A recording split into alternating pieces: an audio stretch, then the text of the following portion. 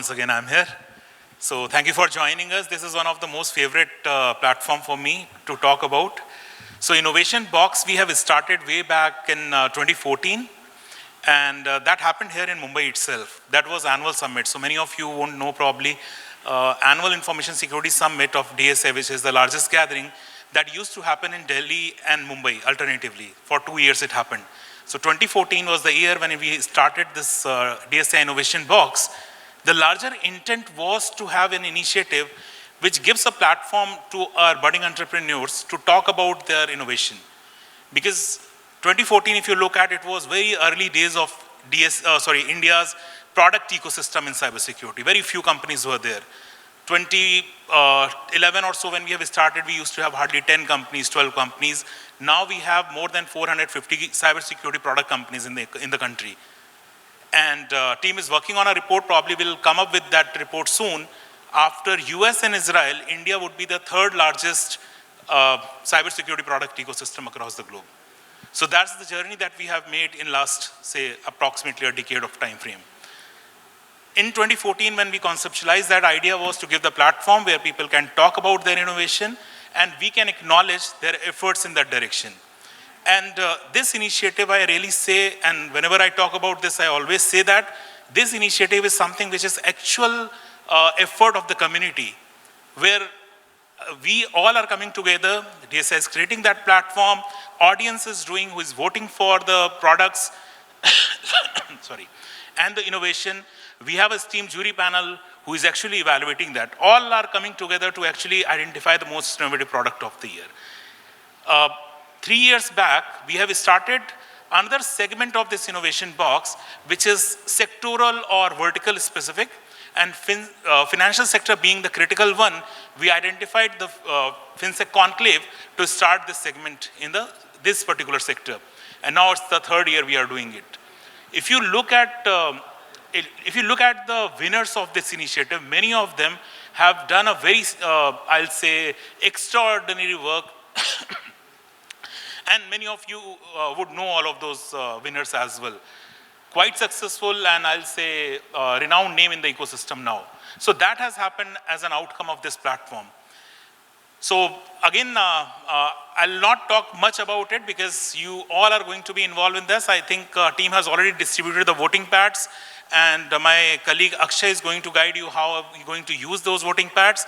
And I once again thank the jury panel, Mohit, Rajesh, Parth, and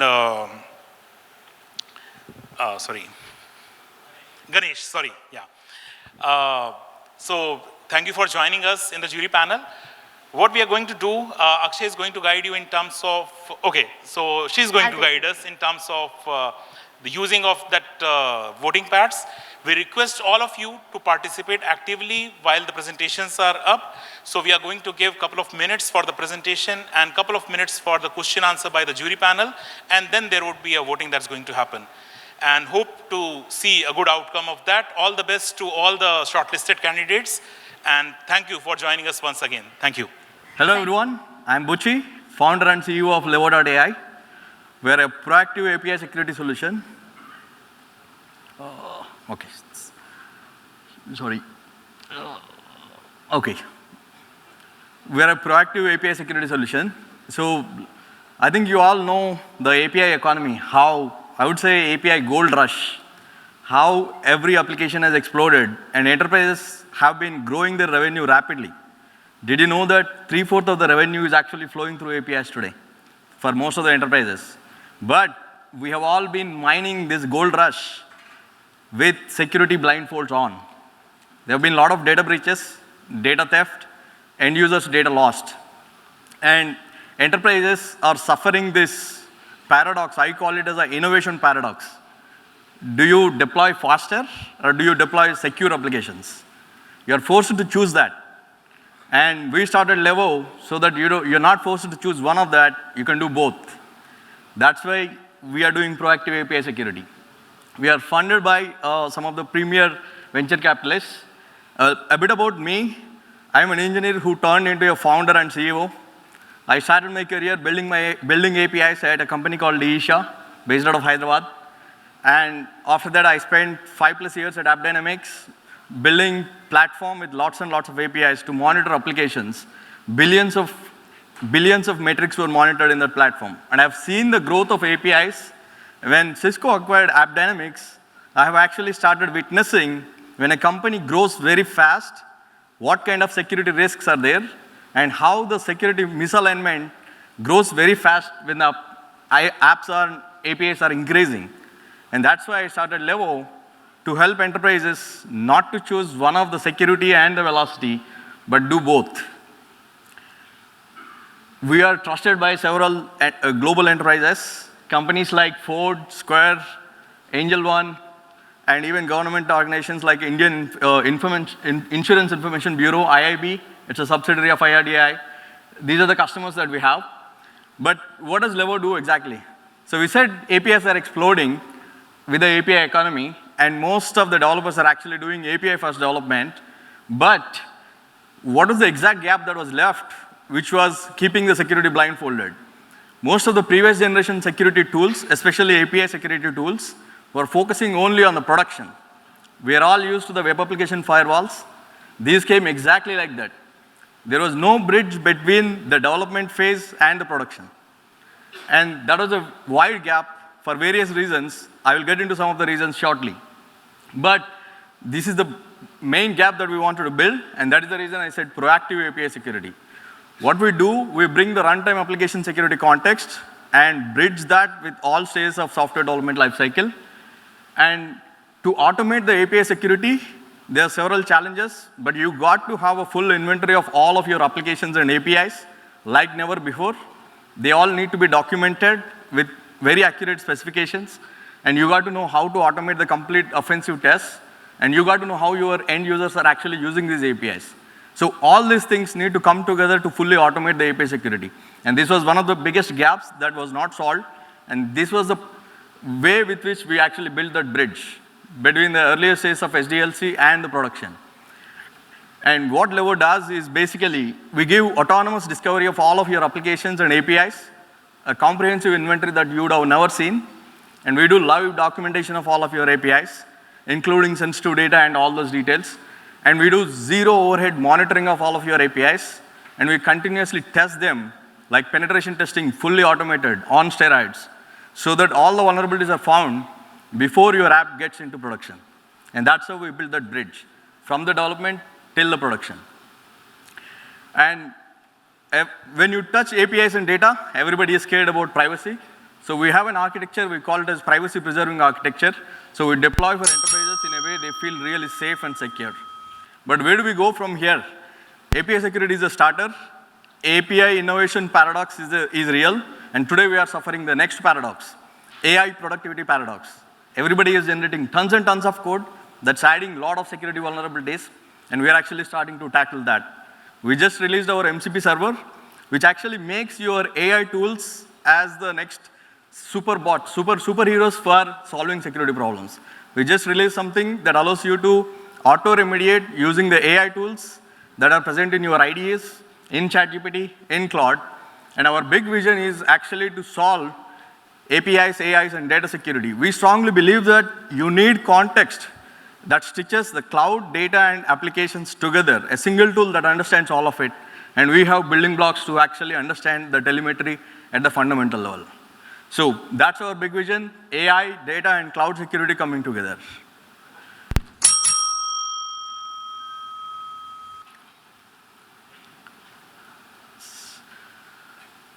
Any questions? So, Buji, one thing, I think I should compliment you with the timing of your last slide and the 5:00 buzzer. That's superbly timed. I mean, you look like a pacer in a marathon, so just finished the right in time. Tell me a couple of things that you believe are there in your product which makes it fit to the criteria of innovation, where you felt the industry at large, which was doing a similar set of product set, were lacking, maybe 2 or 3 of those. And what's your roadmap? What's a vision for you around this API security world for the coming years? Yeah. So the first thing in this discover bucket, if you see, every company runs their applications in different ways, in different places, in different clouds, in different programming languages and frameworks.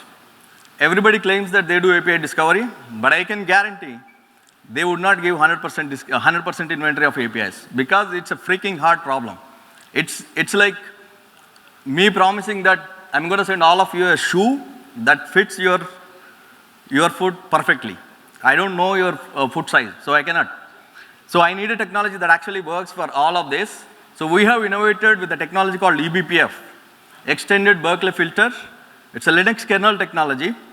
And the advantage of it, it actually is, it plays at the lowest common denominator level at the system calls. It does not care about what programming languages your APIs are written in, where they are running, and it works even if they are encrypted.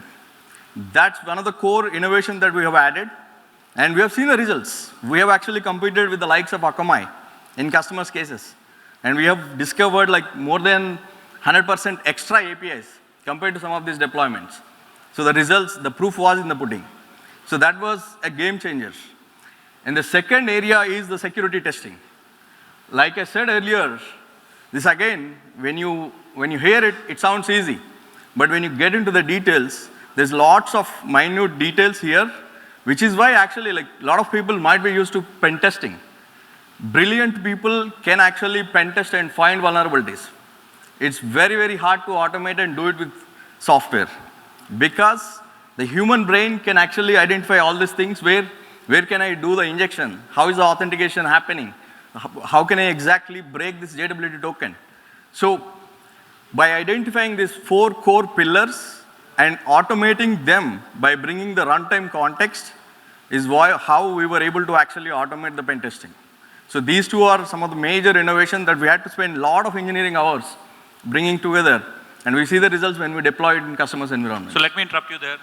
So you also mentioned that you do security of when the API is encrypted or the data is encrypted, right? So that's typically a problem that VCSOs face, whether to encrypt or not. If you encrypt, you lose the visibility of it. Right. So if you don't have visibility of the payload, and how do you ensure the security of that API itself? I mean, while you are only taking the business logic, or you are actually able to identify the malformed, how do you give that assurance? Because that's what you said you do. All right. Okay, so the very long answer, but I'll give a short one in the interest of time. We broke down the entire API security into these stages, right? So we divided the discovery and security testing into 2 different phases.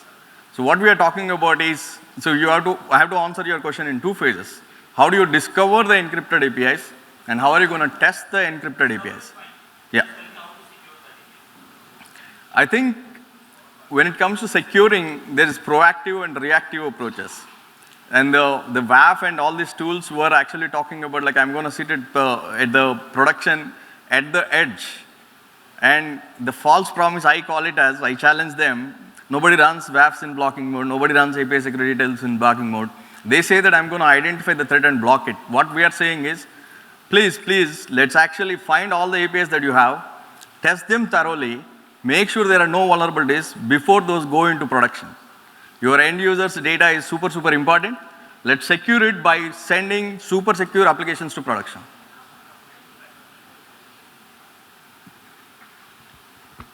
Okay, we'll take one last question from our jury members.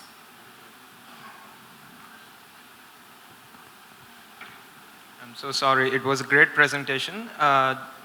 Just a quick security question. So you told me that your deployment model is very secure and you want to assure people that the API is secure.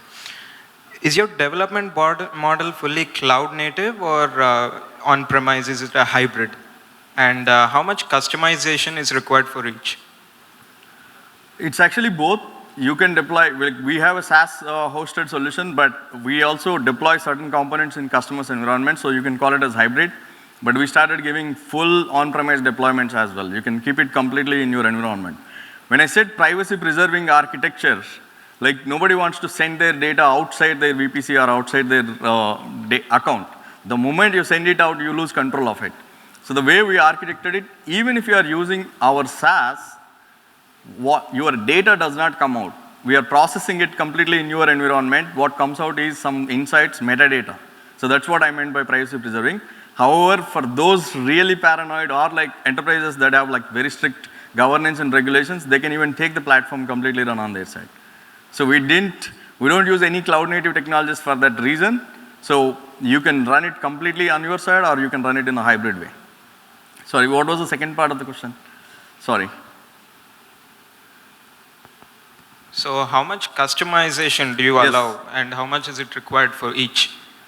Not much. There are lots of bells and whistles that we have kept in the product, but most of the cases, like at least 95, 98% of the APIs will be auto-discovered. We understand the authentication, sensitive data, all of that will come out automatically. But there are always special cases. Like I said, every enterprise is a little snowflake in itself. So we give the knobs that usually will be tweaked only when like they are implementing it at scale. Like most of our POVs, we don't even touch the configuration. Good evening, everyone. First of all, I would like to thank NCOE and DSCI for this wonderful opportunity. So before we begin, I just want to inform you one thing. Unlike many of our peers, we are not funded, and we are pre-revenue, and we are at our MVP stage. So with that, let me start. So Nebula iXDR, as many of you might have been hearing the term XDR, iXDR, EDR, and all those things. So what is an iXDR? iXDR, by the term, what we are trying to refer is an intelligent XDR. So this company was being founded by myself and my co-founder Renoub. So we were batchmates during our graduation days. So on a college reunion, which happened in 2022, as both of us are having background in cybersecurity, we met and we were discussing about our stuff, what we are doing and all those things. And my co-founder Renoub had actually pitched the idea of an XDR to me. And the main problems what we tried to address are the zero-day exploitations, then APTs. We focus on those two areas rather than focusing in everywhere. And apart from that, we are trying to make the system intelligent in such a way that it can be integrated with all your existing EDRs and other cybersecurity products. And this product is capable of getting telemetry data via API if those systems are providing. And again, when it comes to the other challenges, another critical challenge is response time. So in the legacy systems, what we face is like, when a threat is identified, threat is managed, then responding to that threat, it is taking hell out of time. If we can automate that to an extent, then the response time can be faster so that we can avoid many incidents as well. So here, what we offer with Nebula is a completely automated and intelligent platform. Completely automated in the sense like, you need zero human intervention in detecting, managing, and responding to threats. And you can have one resource to go through the reports, and if some manual overrides they prefer to do, they can do that, or else to escalate to us. So that is Nebula XDR in a brief. So what Nebula can offer you is a comprehensive threat detection, as it can be, it's having its own threat intelligence engine. So when we start the story, what we first created is a threat intelligence engine. So that is where a unified engine where it can predict threats based on the behaviors and few other parameters. So first, we started this idea way back in 22, as I said. Then we did n number of pivots, change in architecture and all those things to land into the product which we are at right now. So these are the technologies which we used, and the product is cloud agnostic. And this is a glimpse of the product at the current stage. And it will be having two entities. One is the agent and the other one is the core. And agents are the ones which are deployed at the endpoints. Endpoints can be your, in any OS you can implement this product. Other than your laptop, regular laptops which are in Mac, Windows, Linux, you can also install these endpoints on your mobile phones. And later on, we wanted to implement it in the firewall level itself. So that's the ultimate plan which we have. And we are starting piloting by mid-June. So we had already got some interest from some of the market players, some mid-sized companies, to pilot the product, improvise the product, and all. So the go-to-market strategy we had defined in such a way that we are planning to target India, APAC, and Middle East in the initial stage, and going forward, we will be taking it to the other global markets. And it will be purely offered as a SaaS solution, and the pricing model would be an endpoint-based pricing. And apart from that, as I said, there is a provision for manual intervention. If some of the particular threat need to be detailed studied, they can raise it to us, and we will give them a detailed analysis and report on those particular entities. So those are our revenue models. We wanted to grow in the market. So initially, as of now, it's available in Windows, Mac, and Linux. And this year itself, we will be adding Android and iOS versions as well. So we are planning to be break-even by mid of our 4th year. And to brief about background, my background is sales and operations, and I had previously started. I had previously started another cybersecurity startup which does VAPT alone. So I started that in 2018, where we have customers like, Fortune 500 customers as well as large enterprises from Asia and Middle East. So the primary target customers whom we are planning to outreach is them. And when it comes to Renub is a technical guy, and he's the brain of the product. And when it comes to his background, he was working with companies like McAfee, then Capital One, and Juniper Networks, and so on. And he's holding multiple PGs, and he's having multiple patents in data engineering. So that is the background of the founders. And now we are trying to raise a capital as well. So if anyone among you are interested in piloting with us, please reach out. Thank you. Thank you. Thank you so much. Questions are always welcome. Yes. Over to our jury members for your questions. Hi. Just wanted to check with you on what will make you stand out, because EDR, XDRs are really, really crowded spaces, right? Yes. It's nothing, people have been doing this for ages, and there are some very, very large competitors. Yes, and XDR in certain things it's also embedded, for example, in some of things like O365 and all of that. So in that kind of a landscape, what will make you stand out? When you go and pitch to a company, so what will make them look at you? So the threat intelligence engine which we had created, unlike, if you're taking the evolution of the cybersecurity products, how it started from the antivirus programs, then flown to McAfee asset managers, and then later on to Palo Alto, Cortex XDRs, and then all this XDR drama and all those things had came. So now what we are trying to make as a differentiating point here is, the first thing is, it has to be a human independence. Like if people are in between there, then the response time would be more, which itself can create a problem. And other than that, the threat intelligence engine which we had created, it's an IP protected engine which we had created from scratch. So that engine is capable of detecting the most modern cyber threats based on various parameters. It can be the processes and the behavior of the processes and many other entities we will be considering, and we will be predicting it. So predicting in such a way that it can even predict when the zero-day exploitation, people try to exploit a zero-day attack, because with the behaviors and all these parameters, we will be able to predict that, manage that threat from that stage itself, so that it doesn't leads to an incident. Yeah, Yes, just sir. one more question. Yes, sir. On what is your core target customer segment? Is it going to be mid-market, SMB, or large enterprise? And what kind of differentiation you can bring to that core segment for this product? Thank you for that question itself, sir. So the focus is initially start with small and mid-segment industries. And if you're taking the case of cooperative banks, urban cooperative banks, district cooperative banks, none of them are having any SOC.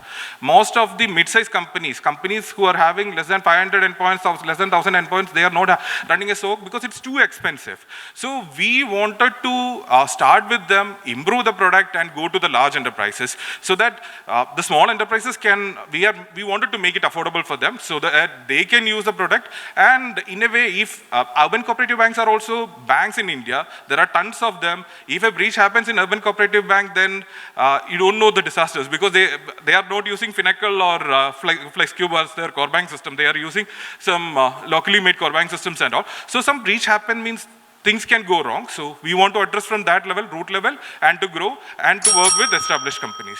So that's a plan. Let me ask you, the heart of any XDR is the threat intel, in addition to all what you build. Yes, sir. Okay, and most of the successful XDRs, like what Ganesh was mentioning, they have a lot of rich sources of that intel, which Yes. actually defines where the differentiator comes in. Yes. Anybody starting a product and coming up with an XDR, what according to you is your threat intel source which you believe it will be competitive enough to pitch in the market? Sir, first of all, it's basically behavior-based predictions is what we are initially operating, because our sources are limited, as you correctly pointed out.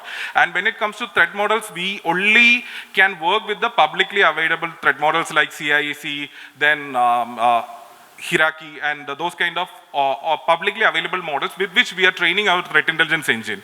So, in fact, we are open and we are trying to get more and more threat data, and so that we can train the system, we can make it more and more accurate, more and more matured in such a way that as the system can do it end to end, so we also want it need to be accessible for everyone. So if some cyber attacks are happening, like something similar to Operation Sindoor and all, how we can trust the international players in this market? So indigenous stuff has to be grown, and it's not like some UI which need to be made on top of Wazoo, which is an open source thing. We had built it from scratch, just to the point that we want to be unique, and things need to be done in that way. Thank you. Thank you, everyone. Hello, everyone. I am from Team Neural Defend. We are real-time deepfake detection company. You know, like faking informations through the technology is not an old. It's been there for decades. But today, because of the rise of cheap and accessible AI, anyone in the world can create, or anyone in the world can impersonate you or me, and they can create a sophisticated deepfakes and through an AI-driven impersonation. In fact, the generative AI is getting the more cheaper and cheaper. Actually, it's a good thing. You know, 2 years before, it requires $70 to generate 1 million token. But today, we can do it in less than $1. But on the dark side, there are multiple deepfake incidents has happened. Few months before, there was an incident like a fraudster. He has impersonated the chief finance officer of the company, and he tricked their employee, and he made a 25 million scam. Actually, this is not the only one scam. There are multiple scams happen through the voice, through the video in a WhatsApp, or a normal call, or impersonating as a CEO of the company and CTO of the company and doing millions of scams. In fact, there are $12 billion of losses has happened due to the deepfakes till now. And Deloitte has warned that it can be $40 billion by 2027, and in the internet, by 2027, there will be 90% of the content what you are seeing will be a deepfakes, will be a AI-generated one. So right now, we want to show you that demo, how deepfakes can be created very easily. Yeah, Sumit. So in this demo, we are preparing and we are showing how easy to create a deepfake of anyone, not me, me, yourself, or anyone in the world with a single image. So right now what you are seeing is my team is on the back end. He's using the Elon Musk face, and he's going to create a deepfake in the live. Hey Elon, how are you? So what you are seeing is, it's not a real person, and it's my friend Sumit. He's a colleague. He's working on the backside. What you are seeing is a live demo. So the problem is, this is looking very funny, and you can say hi to Elon. Everybody can say hi to Elon. Yeah, it's not Elon, it's Sumit. So it's looking very funny and also scary. Anybody in the world can create any kind of deepfakes with your single photo and 10 seconds of voice. So this is not the problem that will cause a financial, but also it will create a bigger impact, that brand reputation. If you are a guy who's representing a company, they can create a deepfake of you, and they can ruin your reputation. The financial, not only the financial issues, but also the personal reputations. So, hi everyone, I am Shiva from the co-founder and CTO of Neural Defend. I am an IIT and I am alumni. I am come from the AI background, and our CEO, Piyush Verma, he is an MIT graduate and is also from IIT Delhi. So he is a second-time founder. And meet our Sumit, Chief Data Officer. He previously worked with the asset management company. He handled over millions of dollars of data pipeline.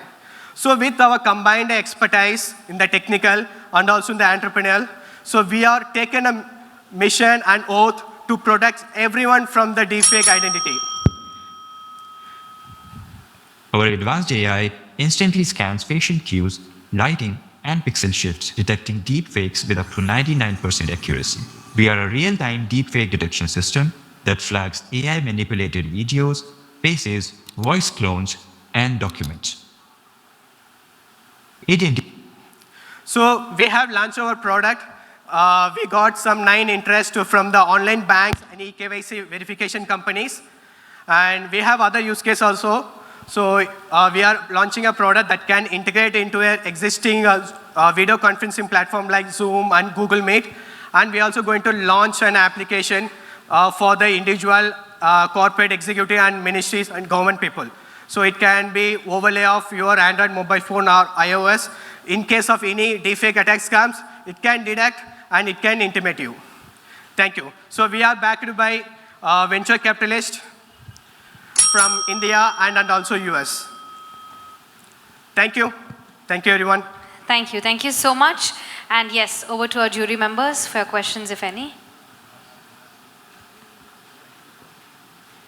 So yes, saturation of deepfakes in public content platforms is going to eventually cause public unrest. That's one of the pain points. I'm helping you out here. Yes. If used wrongfully. So, see, the main concern is in India, or when you want to integrate it with Zoom, people often have very bad video quality, you know, 480p or less. So how do you pre-process this data for the small facial manipulations in video qualities of 480p or less? Yeah. So this is very wonderful question, and also I'm assuming that you are from a technical background. That's why you are asking the right question. So we address this problem. We know this problem exists. So that's why we have created our product in such way, even the single image of 224x224. That's a very small image. That's a very small quality. That's enough for us. So we are converting videos into number of frames. We analyze each and every frames. We look for 10 plus future, and our AI can able to identify whether it's a real or fake. Yeah, thank you. Thank you. Yeah, we have one more question. Just want to understand the innovation that you are bringing here. I mean, obviously this is a well-known problem. And is there anything in terms of technological advancement that the team has done to offer such kind of a solution? Yeah, thank you. So we have filed a 4+ patent. In fact, our company is a 1 year old, but we filed our patent in 2021. So technically, in paper-wise, like we are kind of very old.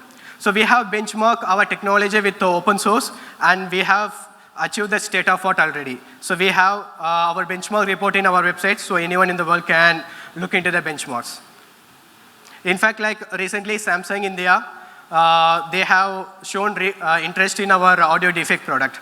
So they can integrate into the existing system to product from the deepfakes. Thank you. Any more questions? Yes. See, while academically I understood what you are doing, I'm just trying to understand how does it fit into a corporate tech stack? Yeah. Right? So you can't enforce such technology when it comes to citizens, when it comes to even employees. This is, how does it work in a true use case? While you have developed this technology, show me how is it going to be applicable, so how is it going to be used? Right now we have 3 use cases. The first use case is for verification company and online banks. So they do. So you say eKYC, yeah, the video KYC, the video KYC, that time you are going to chip in and they will use our APIs to detect whether it's a real or fake. The second use case is a video conferencing platform. So since we know, like, we understand the customer, so that's why we are providing BYOC also, bring your own cloud. So we'll put our solution into that, and they can, without the data loss or without the data privacy, they can use it. The third use case is for corporate executive. They can use in their mobile, because everything will run inside the mobile, and it can be used by common people also. Let me give you an example. Now there's a WhatsApp, Yeah. video call over a WhatsApp, Yeah. and that's posing out to be an executive. So our upcoming application for the Android and iOS, it will become an overlay. Whenever you're getting a mobile phone call or video call, it can be an overlay. It will detect for the AI in the frames of the videos and the audio. But how do you roll out to the clients? I mean, end of the day, problem that it typically will come in is, Yeah. how do you roll it out for end users? This is not something which you can do it at a centralized level. Exactly. This needs a citizen rollout. So we primarily have- from that perspective, you should have Yeah. to be ready with your go-to-market strategy. And while it's easier to pick up something like this when it's on social media platforms. Exactly. So you integrate with social media platform, you'll do it. But in other corporates, that's where probably your challenge would actually come in, where you have to maybe partner with some other set of people. So have that strategy in mind before you really come into Exactly. So we have optimized our product in such a way you can run in your mobile phone without an internet. So that's a way of doing it. You didn't understand. Anyway, we'll sync it up later. Understand. That's fine. Yeah, thank you. Any more questions? Okay, so thank you everyone. And so I'm going to present Kira, the first AI security teammate. The theme is that AI is a force multiplier and how you as a security professionals can use it. Okay, I'm Anupam Medirata and I'm CTO at Off-Grid Security.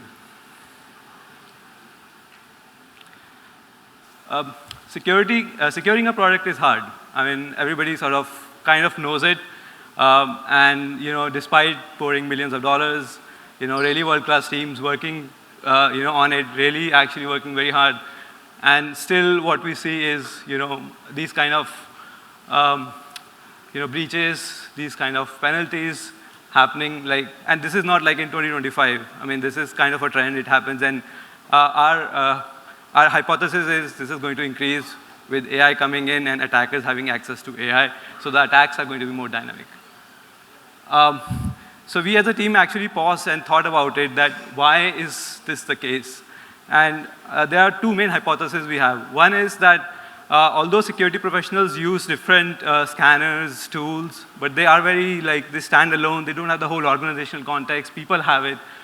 And the second is that the threat landscape is evolving, the product is evolving, your cloud infrastructure is evolving, but these tools are static. So what can we do about it?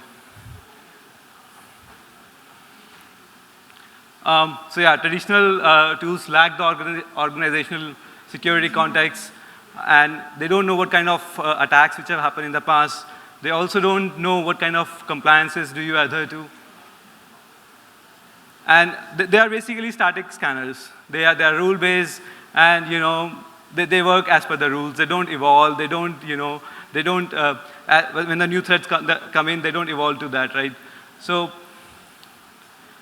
now other thing is that since they are static scanners, there is actually like an alert fatigue, because the security professionals are usually flooded with alerts, false positives. And what it means that the true positive gets missed.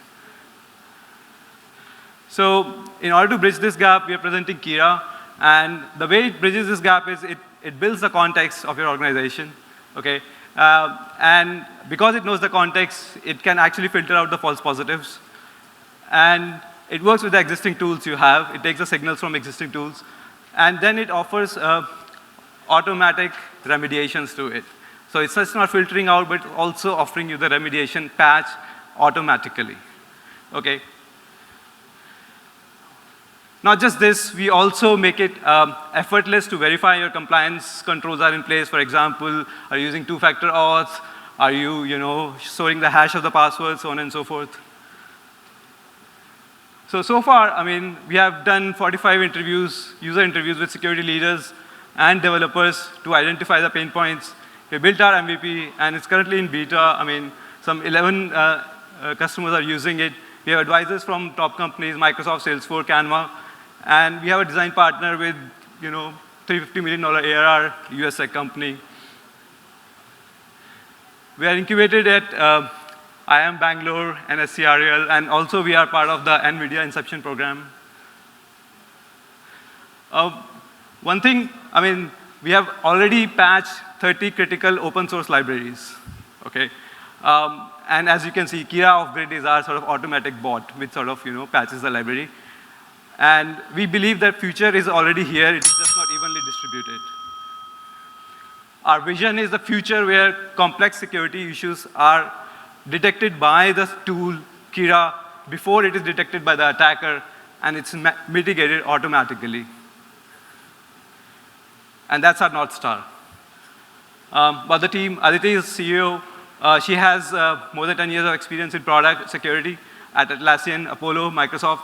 She's a regular speaker at RSA, Nullcon, B-Sides, and she has built security products like throughout her career. I have more than 15 years of experience in Microsoft, Uber, leading their ML distributed teams. I was also early founder at ClearTax. Then I have also some patents and publications in AI, and my BTech is in IIT Guwahati. So our main theme is that attackers are adopting AI. When will you guys? Okay, with that, I would like to open up for questions. Thank you. Over to our jury members for questions.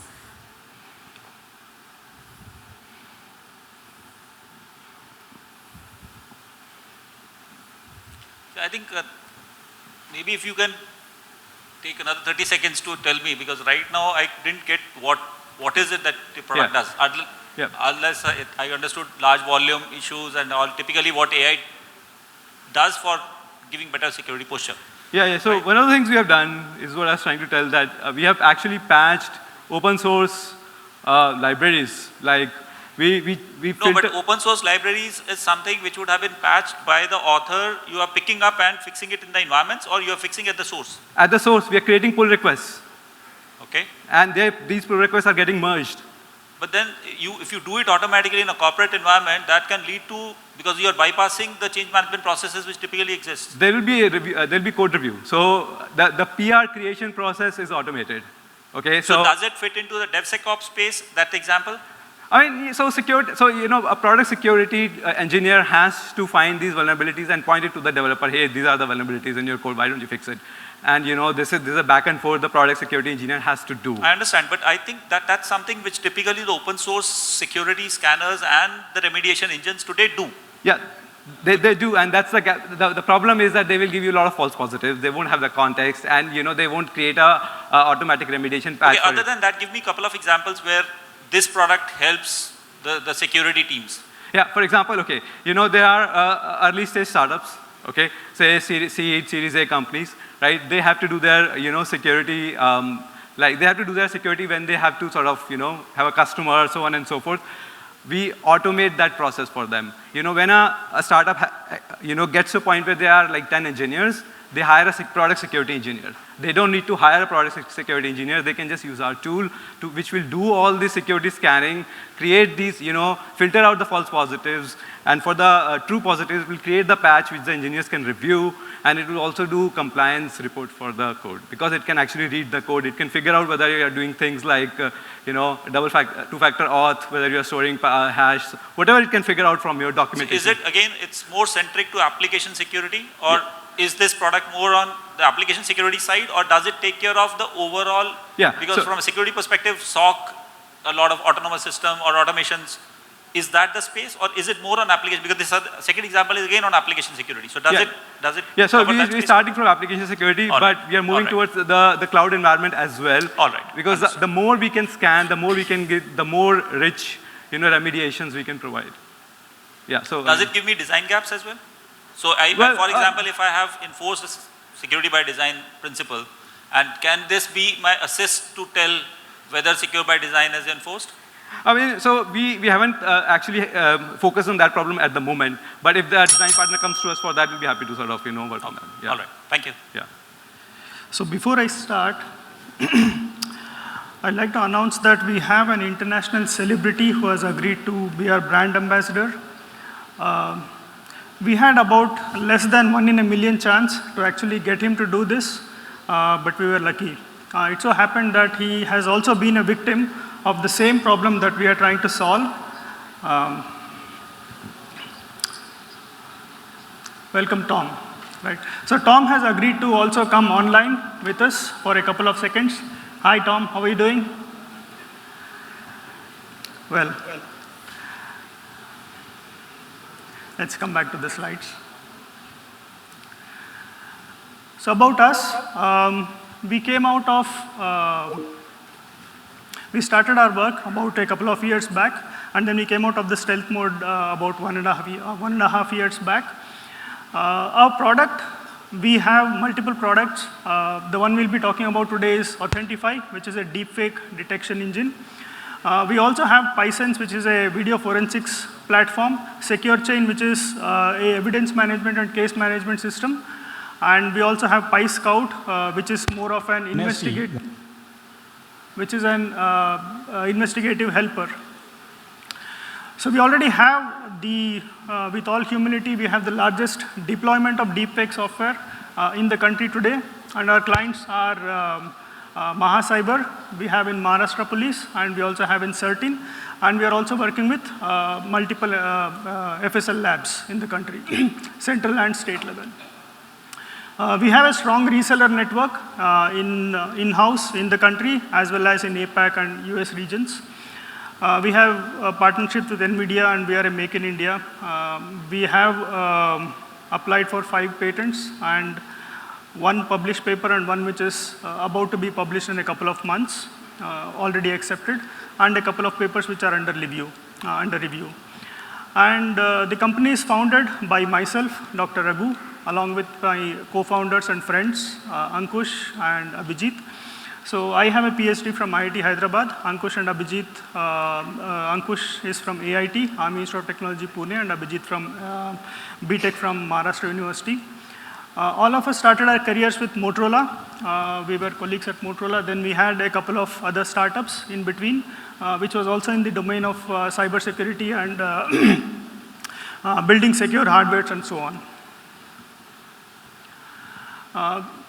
I don't have to talk about this. We already know what are the problems that can come with the tools that have come into the hands of common people now. The barrier for creating a cybercrime has gone down really low now. And that is a challenge that all cyber forensic labs in all countries are facing today. So some of the issues that come up regularly are tampering evidence, impersonation, and so on.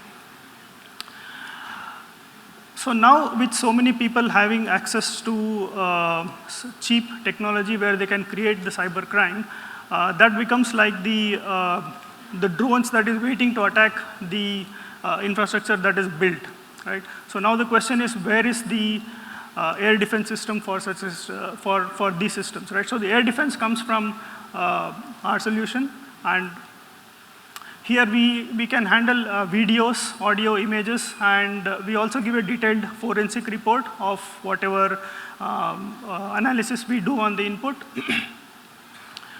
Like I said, we handle multiple modalities of images, and we detect whether the given content is AI generated or even a part of it is AI generated.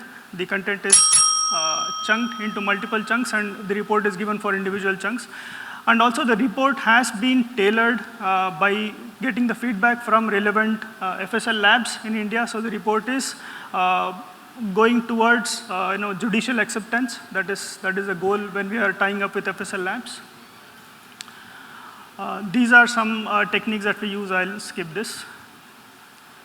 And yes, so this is how we can use the tool, use our solution. One of the ways in which we could use our solution to capture a screenshot of anything that you see on any application, and then we could send that to our solution, and then we can get the inference. So this doesn't need any deep integration with any of the existing technology. So this could be just an application running on any of the OS, right? So, and these are the screenshots of the tool and some features. I'll just skip these. In use cases, so this was a case where we were just one click away from creating a KYC account by using Shah Rukh Khan's photo, right? So we were able to impersonate him and then beat all the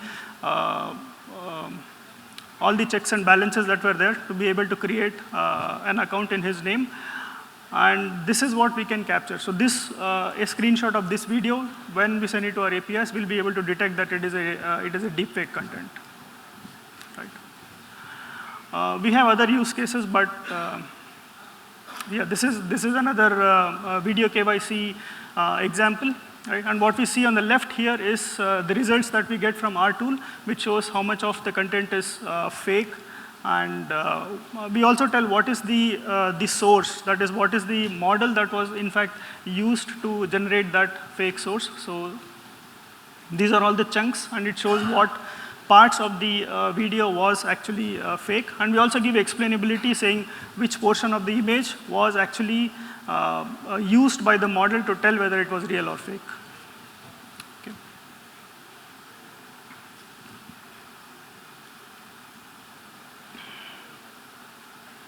Yeah, so this is again another deepfake video which was very popularly circulated. Wants me to build Sorry? a WhatsApp communication community because many people don't know how to pick stocks and just follow the trend. But investing is not gambling. At present, our community has been established. We have a professional analysis team and successful experience. Our topics include stock, currency, gold, and foreign exchange market analysis. I believe you can gain a lot from it, and every week I will launch 3 carefully selected stocks, stock picks, to help you make smart choices. Note, it's free to join us. I'm waiting for you in the WhatsApp group. So that is Messi the UI. wants me. So that is a UI where we can upload the videos and get an inference result like this. But of course, everything is running on the back end. So if we have to send the video through an API and get the results, that is also possible. Yeah, thank you. Yes, thank you. Thank you so much. Over to your jury members for your questions. I'm assuming you are detecting whether the video or the image was produced using AI, right? Yes. But increasingly now companies will also start producing genuine content using AI and Yes. this one. So how will you distinguish between what is a genuine content produced by the originating company or whatever and something which is a deepfake? Because all AI need not be deepfake. When you say genuine content by an AI. For example, if I want to do, for example, let us say if I want to do a, let's say an annual AGM speech or let's say some content where. For us that is a deep fake. So as long as you use AI to generate that, that is a deep fake. Now whether you send it through your proper channels for a non-malicious operation, that is left to the company. But at the end of the day, that is generated using an AI.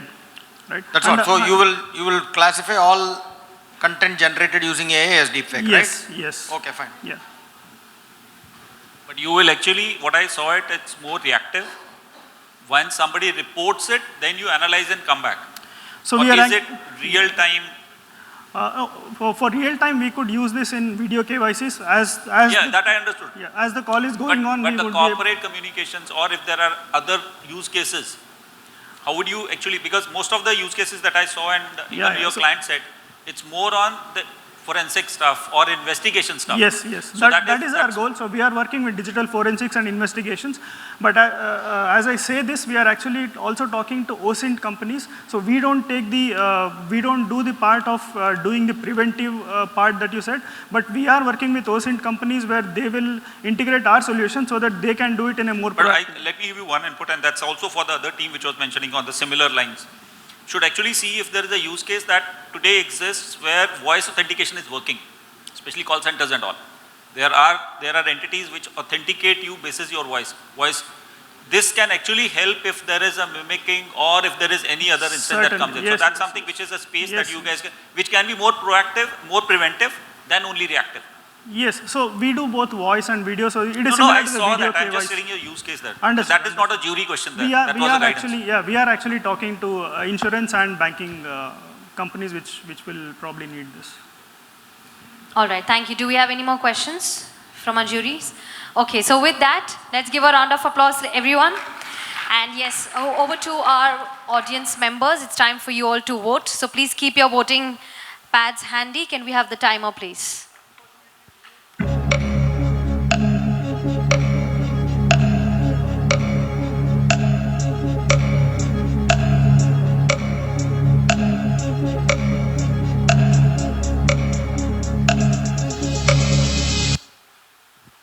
Okay, so with that, can we have a round of applause for all our presenters one more time?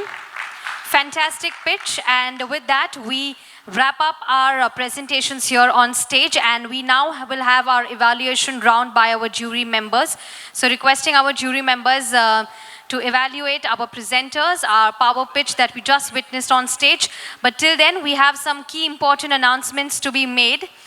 Like you all know that we have the biggest congregation of our cybersecurity members happening in the month of December, which is the Annual Information Security Summit 2025. So can we have all your eyes towards the screen, please? Can we have the AV here? Till then, our jury members can utilize the time to evaluate our presenters.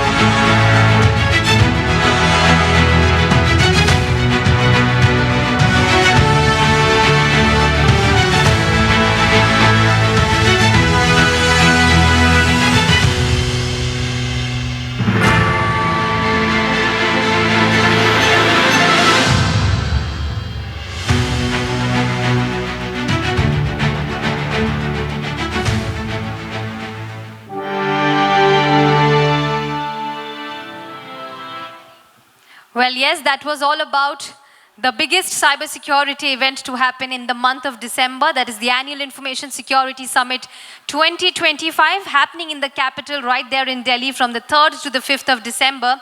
So in case you haven't registered yet, please go ahead, mark your calendars, book your seats, because that is one event definitely to look out for. Having said that, we have another very important key announcement. Well, up next, we will unveil a major step towards securing India's next generation of cybersecurity professionals, the DSCI Cyber Skills Center in Kandivali East, Mumbai.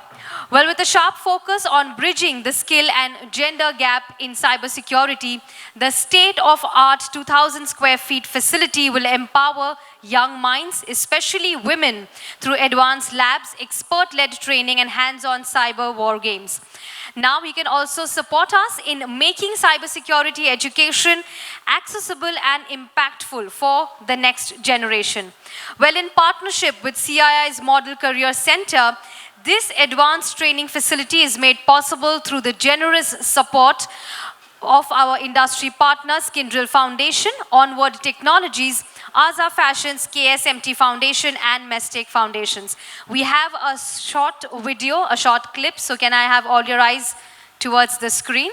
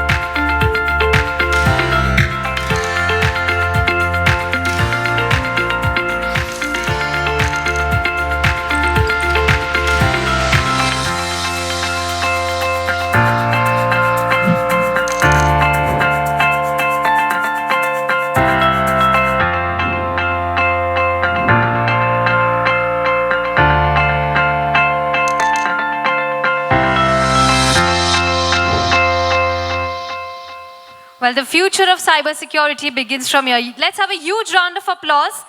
A fantastic initiative, a fantastic and a major step towards securing India's next generation of cybersecurity, the DSCI Cyber Skills Center that we just saw in Kandivali East, Mumbai.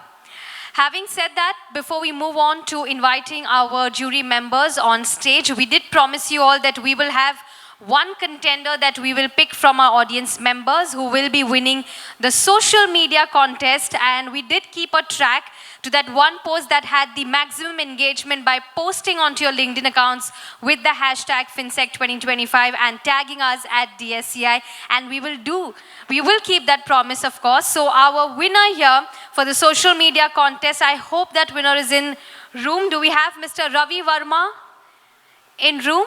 Mr. Ravi Verma, yes, he's right here. Congratulations, sir. Can I please have you here on stage? And can we have the felicitation, of course?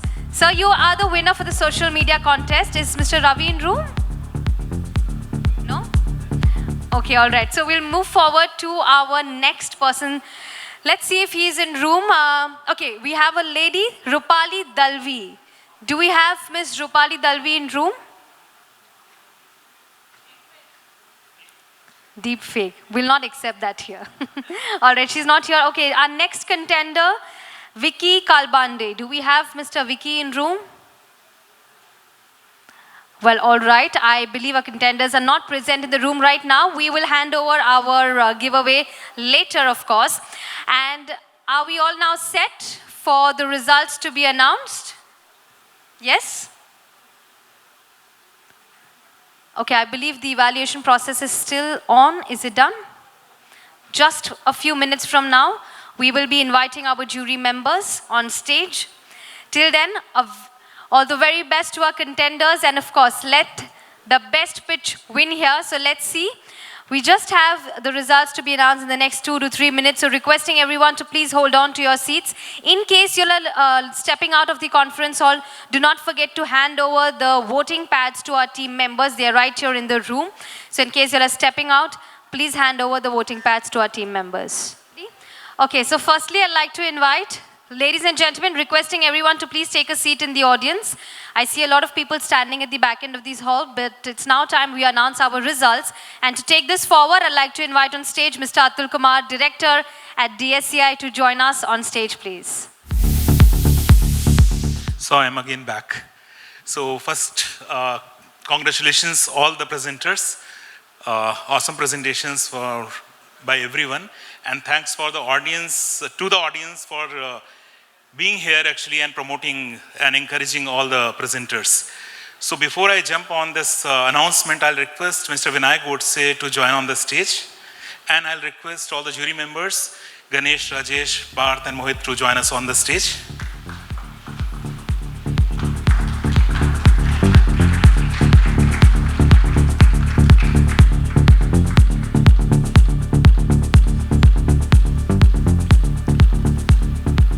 So we'll do it the reverse order. Generally we announce like one is the most innovative product, but we do the second runner-up and the first runner-up. So we'll start with the second runner-up. Any guesses? Okay, sure. So I'll request one of the jury member, why don't you do that? So the second runner-up for the day is Oniber Software Private Limited. Congratulations.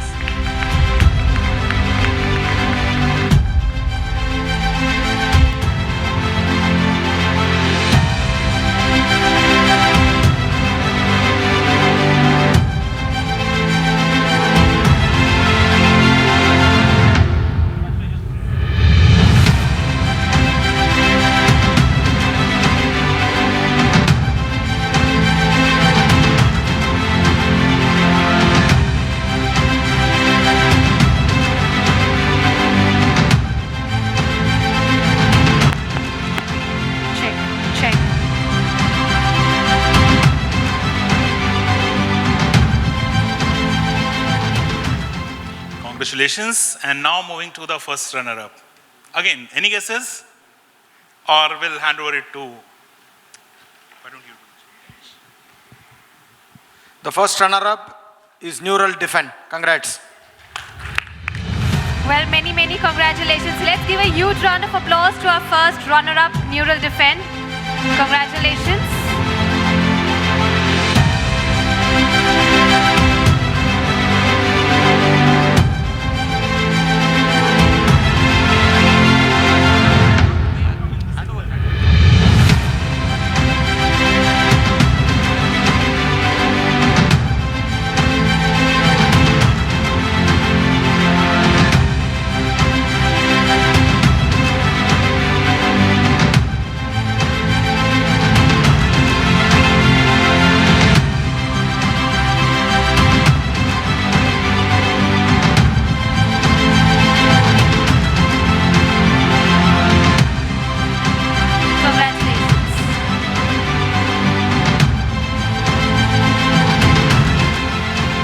Congratulations. And now it's time for the winner.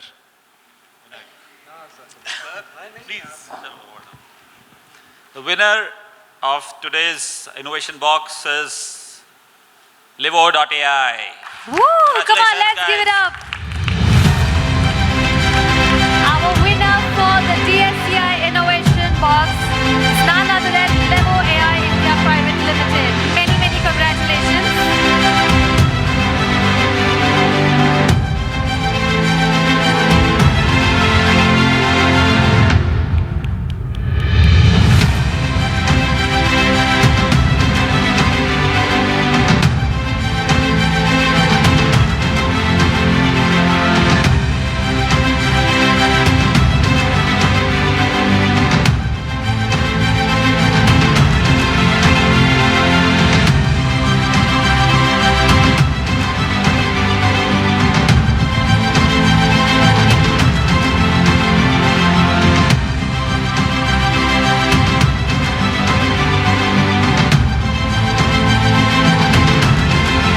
Many congratulations to our winner. Thank you so much. Thank you. And with that, I would urge Mr. Vinayak Godse and Mr. Atul Kumar to felicitate our jury members with a token of appreciation.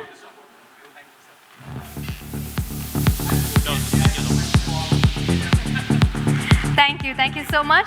Requesting our jury members to stay back for a moment, I would urge Mr. Vinayak and Mr. Atul to felicitate our jury members with a token of appreciation, a memento.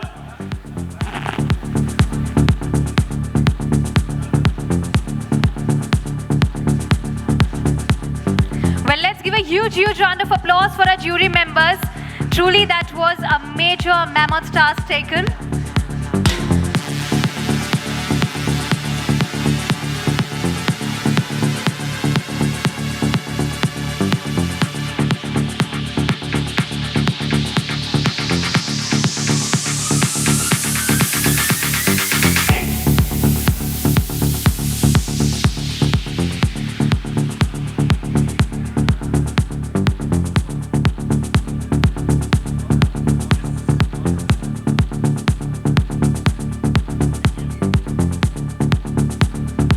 Our jury members right there. Thank you so very much.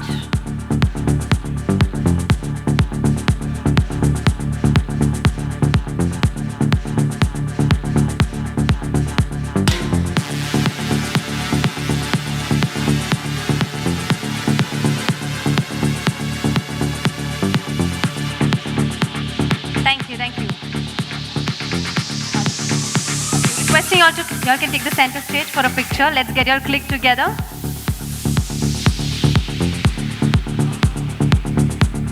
No, please, y'all take a picture. All right, thank you to our jury members. Thank you, Mr. Vinayak. Thank you, Mr. Atul.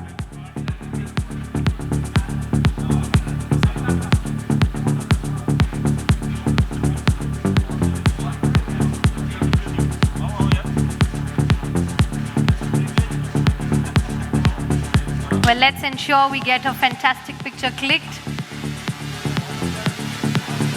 Yes, I'll urge our winners to please join us on stage. Let's get your clicked with our jury members. Our second runner-up, first runner-up, and the winner.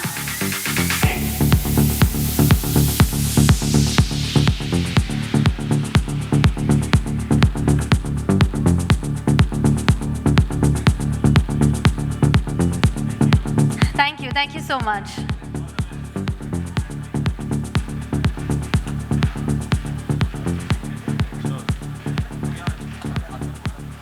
Thank you one more time. And with that, ladies and gentlemen, as we wrap up the 7th edition of the Financial Security Conclave Finsec 2025, I must say that we are thrilled to reflect on the past 2 days, which I'm sure has been nothing short of extraordinary.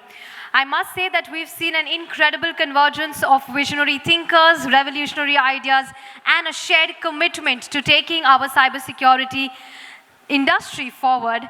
Well, I'm sure that this expo has ignited a powerful exchange of knowledge, has fostered valuable industry partnerships as well. And once again, a very big thank you to all our partners, sponsors, exhibitors, to all our attendees for joining us here and making this edition a truly successful and a remarkable one. Well, we eagerly anticipate our next gathering and the continued commitment of taking this journey forward. Till then, once again, thank you for joining us here and being such a warm and a kind audience. Can we have one final round of applause for all of you for joining us here and making Finsec 2025 truly a memorable and a remarkable experience. Have a very good evening ahead. We'll take those conversations ahead to joining us at dinner outside, but till then, please use this time for networking ahead. Thank you so much. This is your host, Priya Shrimankar, signing off from Finsec 2025. Thank you.